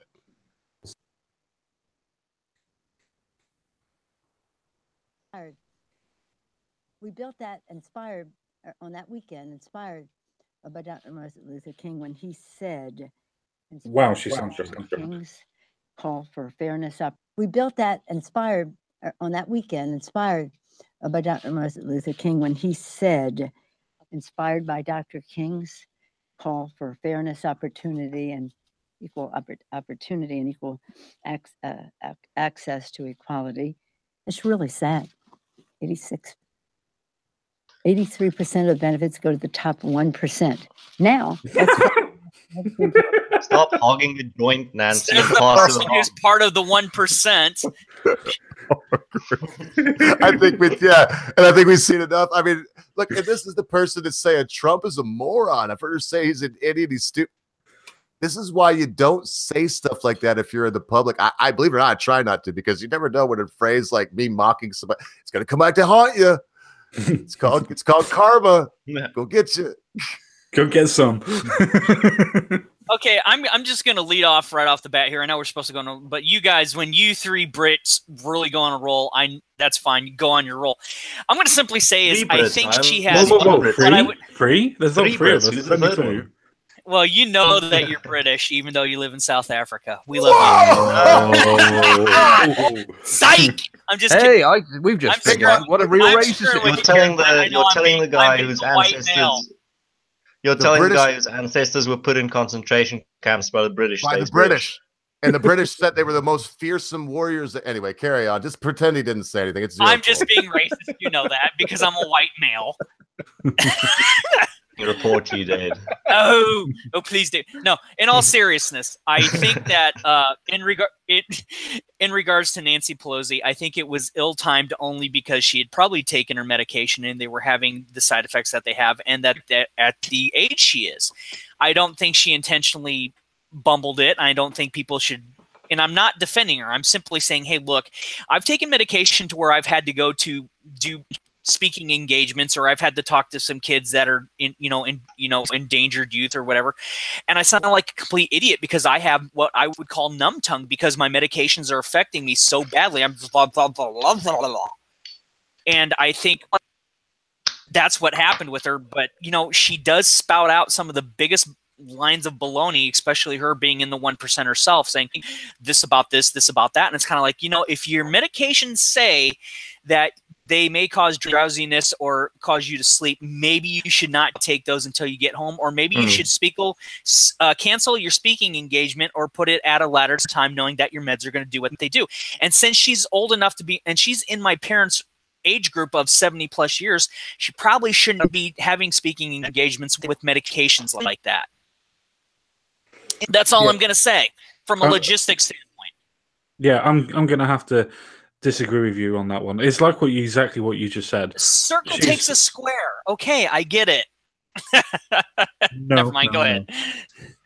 I was going to say that she's, as you said, she's over 70 or 70, whatever. She's an older woman. She knows exactly what she's doing. If she is taking medication, she would know better than to do it on there. She's had tons of prior speaking engagements and she hasn't done this. So it's a case of something's obviously happened. The fact that she's slurring her word and saying different things like prescription drugs and whatever, to the point where she's fucking up the actual statistics and to do with just numb tongue is what you were suggesting. That's a point of something fucking up in your brain, as in the point of either having something that's affected you, either, as you said, with prescription drugs, or alcohol in itself. Me, myself, the way that she sounded, it sounded like she's either just had a stroke or she's had a shit ton of drink. And I would go for the latter on that point. Yeah, I can concede that she probably had way too much to drink. I would also say maybe because if she's had too much to drink, that she's trying to have everything race through her brain, come out through her mouth, and it's not syncing up. So, but benefit of the doubt, she probably did have too much to drink. But it's exactly the same as what Ogre said before, though. This is supposed to be the woman or the person that is literally going towards Trump and saying, "You are a moron, sir." And then does something like this. Now, and then the same press doesn't report on that, but they report on Trump grabbing a water bottle with both hands, and then they go into a frenzy that it's a sign of early dementia. Two scoops. But you got to remember, you're dealing with the press that couldn't tell the difference between an Aussie and a Kiwi. That's all I'm going to say. And also the same press that lost their shit when he typed Kofefe into his fucking tweet drafts and decided to tweet it. Because of his big old fat fingers. Yeah, tell me about it. And that was classic enough as it is. Yeah. I think the thing that I found the most entertaining about that is in the end, he didn't delete it. He just went with it. And he said, well, now you guys can figure out what Kofefe means. And I was like, yeah. Yeah, it's because the best publicity. There's genuinely no such thing as bad publicity. That's why. And he knew that's what was going to happen. Yeah, and I've been telling people this. You just have to watch him closely. Before something big happens, or when he's in the news and there's something scandalous, something that you can really genuinely take him on, not something that's been twisted, then he'll tweet something absolutely fucking absurd, and it will take over the news cycle like a virus. That instead of the actual point that they were making a minute ago. At least in America, when your politicians make a mistake like that, there is a reason behind it. Like, Pelosi was probably pissed or on some kind of medication. In this country, our politicians are just thick. You don't, you know, Leave you can Jeremy have, Corbyn alone just because he's got his numbers wrong, and Diane Abbott. of course she did, yeah. And his morals and ethics. She once managed to count up to 3 on her whole hand and then got a little bit lost. It was 1, 2, 3. Right, this fingers are pressing me. £30 a year. That's what you're getting. Yeah. No, and I agree with Binary Surf. In fact, I've seen a lot of good comments back here. You know, trying to play favorites. Hey, good to see you, AlphaGo. I guess I just did. Whatever. Susie Monkey's back in there. All my girls. Good to have you, girls. Susie. And you know, between Common Sense Guy and I, it must be our striking good looks. I'm sure that's what did it. Whatever. Yeah, who knows people why? see But me every day.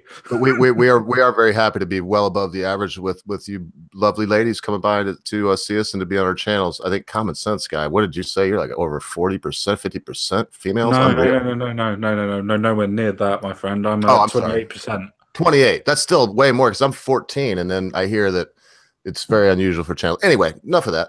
I'm just saying thank you. So he has an avatar.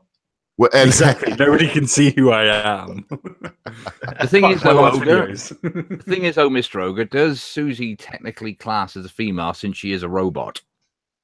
well, I don't know. I didn't know anything about that. If there's a joke about that, I didn't know it. I know Susie Monkey though. She's a wonderful, wonderful person. Well, Susie wrote Susie the sex whatever. robot.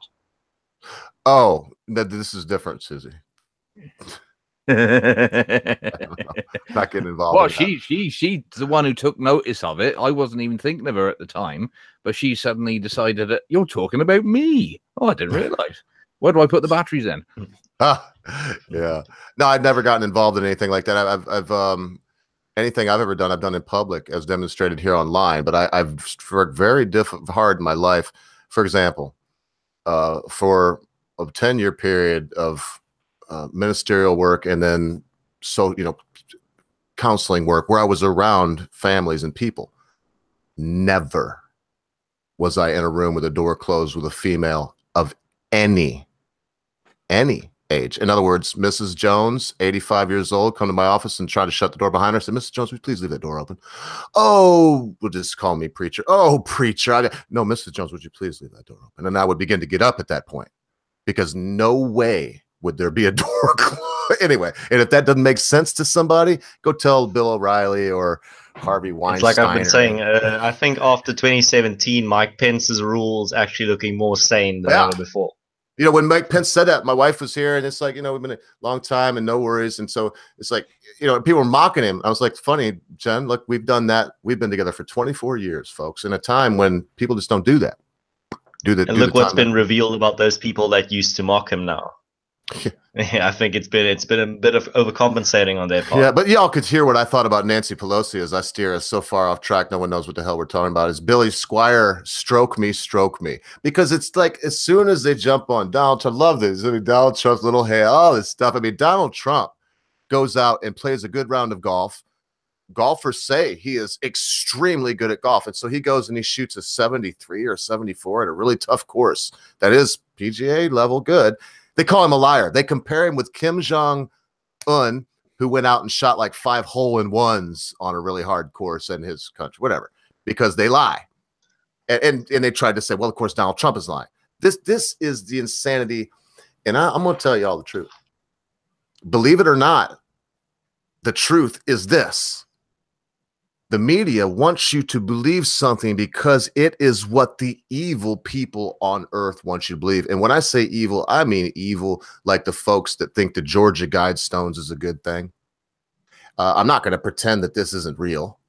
I'm not going to pretend that, well, I can't go there because Carrick will just, I mean, Common Sense Guy just did a video. Look, there's so many things going on in the world right now that are killing human beings. And people are wondering, so if Agenda 20...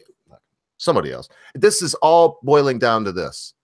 I don't think there's anything wrong with Nancy Pelosi. She's bloody old. The only thing wrong with her that you don't want the cure of, because there's only one cure of elderly. It's death.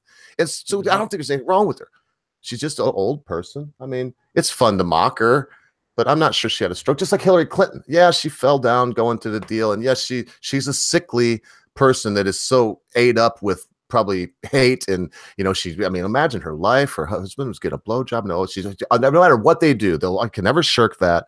And then she's out there having people murdered left and right. I mean, you have 180 people murdered in your lifetime. You know, the conscience starts to get to you, even if you are Hillary Clinton. I don't care who you are. It starts to eat at you. You know, you scream and witch. I don't know if she's a witch. I don't think she's intelligent enough to be a witch, if you want to know the truth. The reason why I say that is because if you speak to anybody that knew where she grew up, they always used to say that she used to go off into the woods and things like that, and they have inklings that she might be something to do with witchery.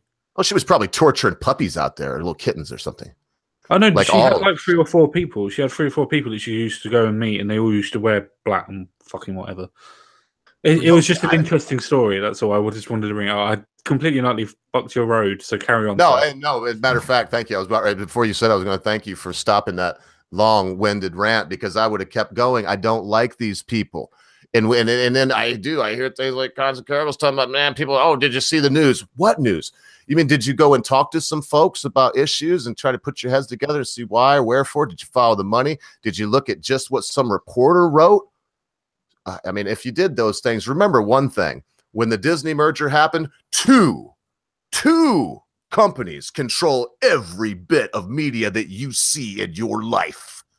Nothing else. And except for this, I mean, when Common Sense Guy or Bollocks or myself, I can't speak for these other two yo-hos. I don't know them very well, but I can speak for the 3 of us. When we tell you something, ain't nobody paying us but you. You want to give us a super chat? We appreciate Binary Surfer Night. Everybody else that helps us. We appreciate this. Those of you that go by and donate so generously to Common Sense Guys, PayPal, you find it on my homepage there on the thing. Just push the button. No, you're right, Ogre. Me and Zero are the Russian plants. Definitely. Yeah. But anyway, I mean, it's off the rails when people say, I heard Fox News say it. Okay. It's off the rails. And yes, I love Tucker Carlson. That's the only news show that I religiously watch. I love him, but I take it with I'm watching Maury Povich. I'm not trying to delude myself that because this guy's spinning things a little bit more the way I do like to hear it, that is good food to eat. It's junk food. You can't look at a Twinkie and say, I'm going to eat this Twinkie. And because I like this Twinkie, and because this Twinkie tastes good, this bloody Twinkie is good for me, and it's going to make me healthy, and it's going to make me live. I'm not going to have it. In fact, I'm going to be eating Twinkies and milk from now on. You're going to have a heart attack within 15 years. You're going to have diabetes within 5. Simple as that. Don't matter. You can say, well, don't hate on me. I'm fat. Now, don't fat shame me. All that. It's nonsense. Don't go to the news. 2 corporations. Listen to Mr. Beale. God, have mercy on us. But that's the great thing about having these type of platforms. It's like what we've already touched on before, all of us, where we've already said that we don't watch the news. And people that do watch the news, for people like ourselves, probably only watch it for sheer entertainment value or the fact of trying to work out different stories by doing different research on them. So I'm very, very grateful for the fact that YouTube exists and places like BitChute and a couple of others as well. Now, me personally, I would never use BitChute, but that's just me on that one. But these platforms are what makes us being able to talk. Because if you think about it from a logical point of view, from Americans, all they have is Fox News. Now, they are too far right for mainstream people. As in centrists, they're too far right. The same as CNN and everything else like that are too far left for all of us. It works both ways. There's nothing in between. So for the fact that people trying to actually go to YouTube now to get their news from the Sargons of the world, from the millennial woes, depending on your political views, all those type of different people are contrapoints as well. You got all of those different people that have different views, and everybody goes to those different points and views, even Steve Shives to a degree, where people will confirm your biases. But then if you come to people like Uzulu, who is a complete and utter centrist, you will get the point of information that you want. If not, go and do your own research. At least that way you can go on by somebody's point of view rather than just going on by mainstream. Because mainstream is exactly the same as what we are. It's just more controlled bias. Because you have the person's biased, then you have the editor's biased, then you have the company's bias. So that's 3 times the level of what one of us would do, as we're trying to be as impartial as possible. Now, somebody else take over. Well, we're not going to take over. What we're going to do is, gentlemen, thank you so much for showing up, my guest today. Zero and Conscious Caracal, so good to have y'all back. It is a little hectic. If we need to, I suppose we apologize to, in fact, we do if we need to anyone if it seemed a little more hectic. I noticed a little more crosstalk. I did try to talk a little less, but it's hard. I mean, to be fair for everyone here, there's no blame to be had, so it's hard to apologize. You try to sit down with 5 people on a topic where everyone wants to say something and not have 2 people talk at the same time. If you can do it, write down how, and please send that to me via Twitter. Any way you can, I'd love to get it. But Point Creation says, and am I saying that last name right? Yeah, of course I am. CNN and others are news aggregation, not journalism. So Point is putting them in the same category with a Drudge. They're saying there is no who, what, where, why. It's just a place where they just bring all this stuff, and in my opinion, do put a little bit of a spin on it. But even Drudge does that with his headlines and the stories he picks. So thank you so much for that super chat. Let's do this, gentlemen. I'm trying to get, and I know everybody's like, oh, there's 5 people in there. Yes, but I'll probably have Mad Dodge come in because I think he's got just a couple minutes to, as soon as this show's over, I was going to start the Red Eye. I don't know why he decided to do this, but I do enjoy the Red Eye stream. So I took it upon myself to let him know that I want a reason to end these at 2 hours. Yeah, there's like a day like today, I'd probably go another hour. The problem with that is there's days where I don't even want to do 2. And it'll work that way with Magic Bollocks and Common Sense Guy. Also, it's not every day that it's just a fun thing. So I know that 2 hours in the long run can be best for me. So what I'm doing right now is I'm cutting into other people's things. You know what, Mad Dodge? I'll have you on tomorrow. I just want to say, check out Monday. Well, check out the Red Eye stream after this, 11 o'clock Greenwich Mean Time. What is it? 6 o'clock Eastern Standard Time, 3 o'clock out there on the left coast. They talk about all kinds of fun stuff. Usually it's somewhere along the line of this show, except Mad Dodge gets a lot more into history. Yes, he does like to get on about the Civil War, some of those other things. But there you go, Mad Dodge. I hope that was good enough. If not, that's all you get, because I am eating into these people's times. So everybody knows what we like to do now. Thank you so much, everyone. I really appreciate everyone, myself included, for abridging some of the things that they wanted to say. Or for excluding some of the things they wanted to say, and for abridging some of the things they were saying. And thank all of you for helping me remember that there were more people on. And please excuse me if I did cut someone off. It was hectic today. So what we'll do is, this is sacrosanct time. I've not always been perfect about this, but we'll try to be. We'll start with Conscious Caracal, since he's back, the new guy on the block. Go to Zero, Cool, Magic Ball, Common Sense, and myself. As we know, we're going to say anything that we want about anything that we want. And we're going to do that in our own way. And it is not a time for reply. It's just a time for one human being's opinion. So, Conscious Caracal, if you will. Just my own opinion. I'd just like to say it's good to be back. I'm definitely going to be joining in for a lot more streams. You can prepare your questions about South Africa, and I'll gladly answer them, Ogre. And you can also, we should do a shit talk stream where you can just talk about everything that's happened in my absence, but more in the relaxed, non-political section, if you will. And yeah, that's all I'm gonna say. TYT sucks. The subreddit is growing pretty steadily. We're up to, I think, 860 readers already. So that's a big milestone. And my Twitter is doing pretty well. My channel's gonna be up and running again. I'm gonna start doing some quality videos again. I have some videos already scripted. I was only waiting to get this mic, and now I have it. So watch that space, and that's all I'm going to say for now.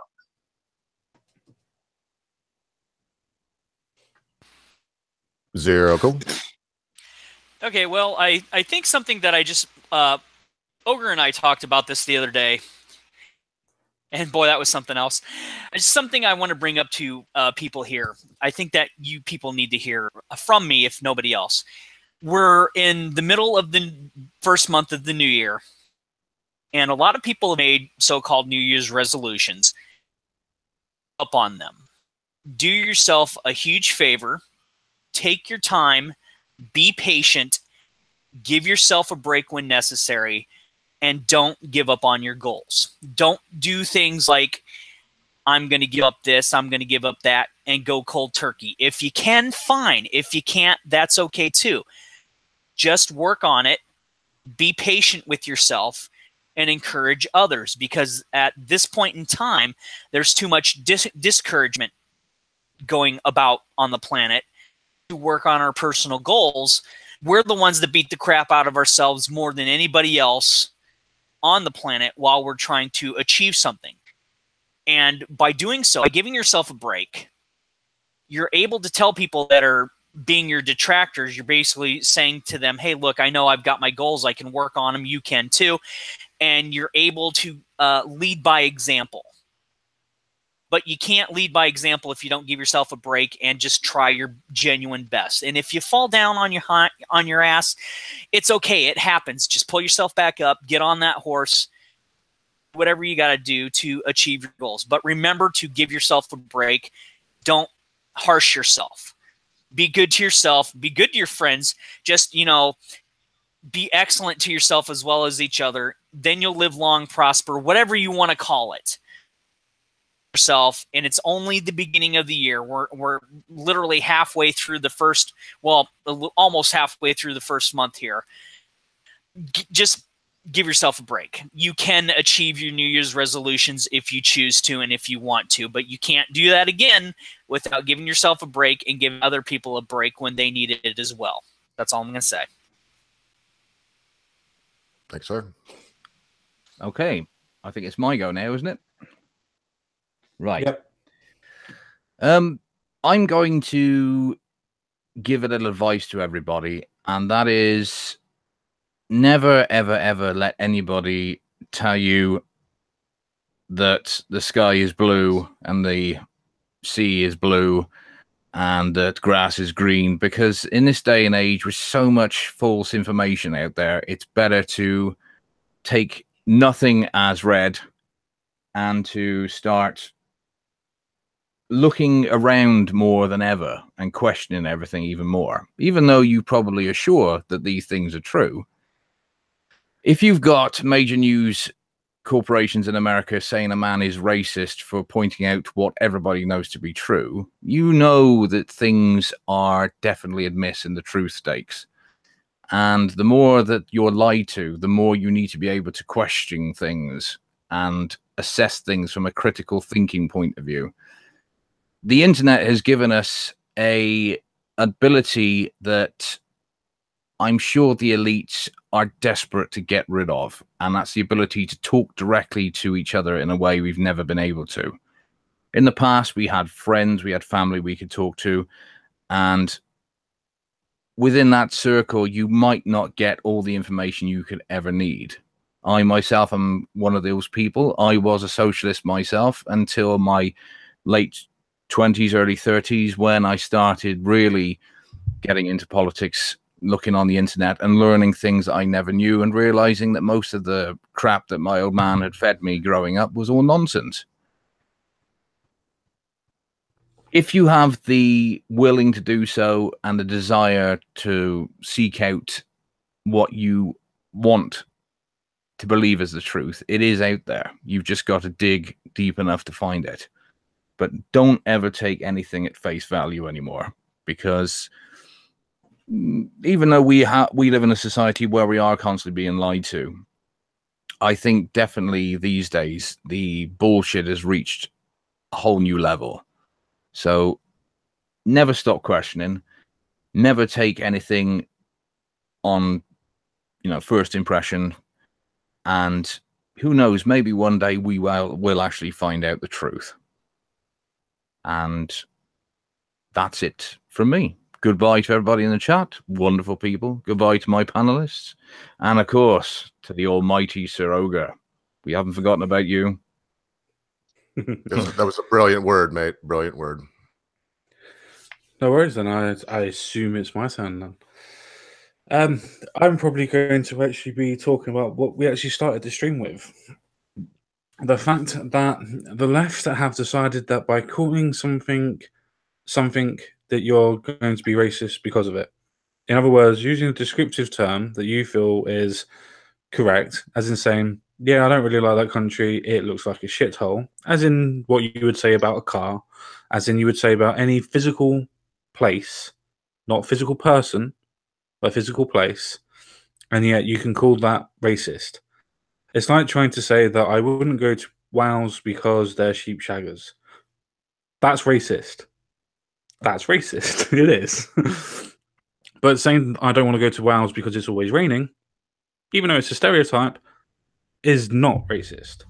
There's so many different ways that people can now call you by different names. And I'm really sorry for anybody who is actually Welsh, because I'm just used to magic bollocks, to be honest, and we just like ripping on them quite a bit. But my actual point is that if you're going to be having these structures and these talks about trying to say to people, well, if you say this, then you're this, then you need to define what your actual terms are. Now, if your terms are going to change in week out, week in, then how do you know what you're going to be sticking to? It's a case of, as we were talking through today, if you're going to say, oh, we don't believe in colonialism, we don't believe in imperialism and things like that, then how are you going to provide foreign aid for people? Because they're obviously too good to be able to have any sort of aid. You're helping them. That's racist, apparently. But then when people say, oh, well, you've left them alone, you're being racist because you're leaving it alone, it's just a case of you're using a word to just call people assholes. Just call them assholes instead. Don't call them racist. Racist actually has a proper term and meaning, or at least it used to. To bring up the different point as well, if somebody comes up to you and says, oh, I'm a white African American, you don't have to ask them for their identification to say that. Just take it as face value. But the reason why I bring that up is because I found it absolutely fascinating in today's politics, where everything's about how you look and not about what you actually are. To the point of, as I said to Ogre before, if you're going to have that as a person, as a white African American or South African or whatever, coming across, going into the schools and things like that, what side of the water fountain is he going to be drinking on now? Is he going to be drinking on the African American side? Or because he's white, is he going to be drinking on the white side? Now, by all definitions, he should be an African American. That's what he is. That's what's on his passport. That's the reason what's going on.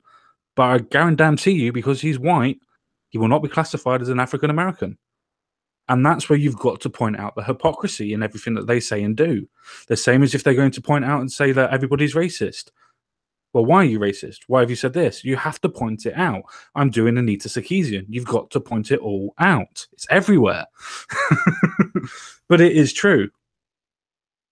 You've got to actually point every single point out, because if you point out the hypocrisy, they then understand what's actually going on, because you're not going to win the battle by taking on the biggest people.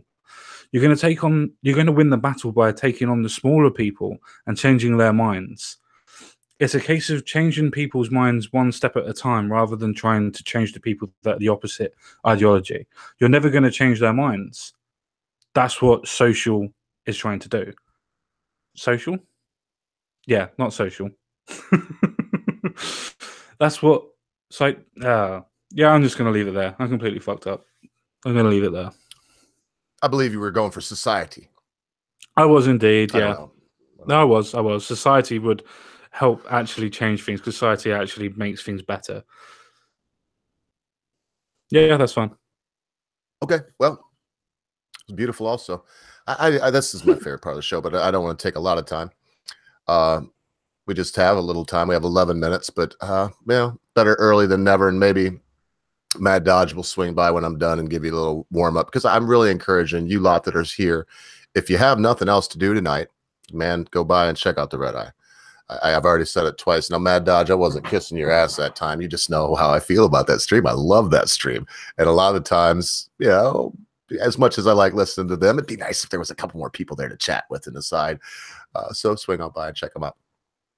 I was asked in a DM today, this is coming, I don't know who, but I'm going to take the person that sent it to me's word. They said, donor question. What specific tangible change would you like to see in your world in 2018? And why not just say who it is? They may have put it in the chat and I didn't see it. And this is just someone else passing it on to me saying, pay attention. This is from Point. So I appreciate the question. And not only because you are one of our patrons, but I'm going to answer this because I want to answer it. I don't want to sound cliche with it, so I'm trying very carefully. I don't want to just come out and say, you be the change you want to see. The tangible thing that I want to see is in me. Things are happening fast, either because I'm getting older And as the years seem to roll by at a faster pace, and 5 years seems to roll by like 2 did. And, you know, these things are hitting me at a quicker rate. And I see changes, and I'm becoming that old man that's saying, you know what, Sonny, when I was your age, we didn't do those kind of things. And I imagine the young kids, they hear, you know, a panel of people on a cable and syndicated news program saying shithole 8 times that I got to in 4 minutes. That's every 30 seconds. They probably think nothing of it. So, you know, I am that old man. The tangible thing I want to change is not to drift any further than I have. I want to remember that the older I get, the more important it is to be very careful the fuel that I put into my machine, that it's always better to drink RO filtered water, if you can help it, than to drink water that comes from the ground here with all the glyphosates from the surrounding farms that stretch out as far as the eye can see in every direction. And only a fool that wanted to get breast cancer, even a man, would drink that groundwater even. Why would I want to put booze in there? I'm not, and bear with me. I was asked this question. I'm just being honest. I don't believe when a change is the thing that you desire, that the thing to do is to look outside of the self. You sell yourself short if you do that. Don't you know that your frontal lobes, the cortex, this prefrontal cortex that you have, this amazing bit of cholesterol with some chemicals creating information. It's incredible. I'm not telling you Uri Geller style that you can bend a bloody spoon, okay? But you can come close. You may not be able to make a paper riffle. You know, Dr. Randy would come out before you know it, or Penn and Teller, and they would mock you on TV because no one can do that. But if you're too skinny and you need some more muscle, if you're too much, whatever, if there's something you need to do, there's something that you need to do. If it's physical, that's so easy. That is the easiest thing that a human being can ever do. And I don't probably hear me saying, you've never, yes, I have. I've tried. I've been very overweight. I've been in perfect shape. I know how I got both ways. I know what it is. The same thing can be said about your mental input. Forget about that part.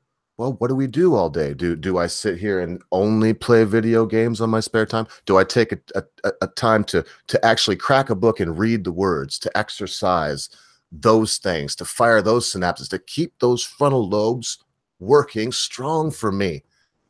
Not bending spoons, but bending my will into the logical thing. Because your will also flows from your medulla oblongata, from your center cortex. It flows from your entire brain. Your gut bacteria has a lot to do with your mental cognition, your mental function. It's as simple as that. All these things are connected. The tangible change that I want to see this year is I want to read 3 new novels this year. I would like to shed the 30 pounds that I've gained over the last 5 years just from being absolutely lazy. And I would like to once again run a 5K in the morning, as I used to do about 5 years ago. I want to do these things so that when I'm asked the big questions, that I'm mentally acute enough to answer them logically, not from even my own feelings. I don't want to be Don Lemonhead. I don't want to be Anderson Cooper Smith and remember some slight or some political bend and let that influence everything that I am. And also, folks, to be perfectly honest, no, I'm not a doomsayer, but if the shit did hit the fan, I would like to know that I could grab my bug out bag that I can almost see, it's around the corner from here, and be able to go. And right now I probably couldn't. And we should all be prepared. We are all one calamity, one catastrophe away from really finding out what we're made of. I heard Bear Grylls say that. And I'll tell you, he's one of the few people, like him or not, that maybe would make it. Most of us within 24, 48 hours would be reduced to a quivering mass of shivering, crying, blubbering. I don't know what to do. I'm going to die. My life sucks. I'm cold. I'm hungry. I'd give anything for my bed. That's me. That's everyone. Even you, the one person out there saying, not me, probably you, unless you prepare for these things. So that's the tangible thing I want to do. I want to change myself.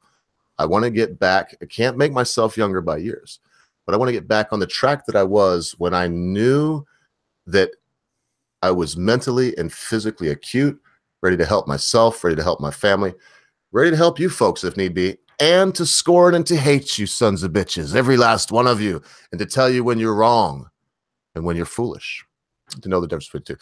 So that was long. That was hopefully good. That was honest to God what I want. And I hope that we will all look inside when we want to make that change. I'll tell you one thing else, man. Let me hear it 1 second. Might not seem like it to y'all, but I was quiet a lot when I want to talk today. That is physically difficult for a loudmouth son of a bitch like me. So I just did a bonus one. Be good to your friends. Be good to your family members. Be good to your loved ones. Be quick to say you're sorry. Be even quicker to accept an apology, especially when that thing your friend, your family member, your loved one has done seems to be so huge, you'll never be able to forget about it. Because constant viewers, at a time you think not, your friends, your family members, your loved ones, your life, and everything you know will depart from you. See y'all soon.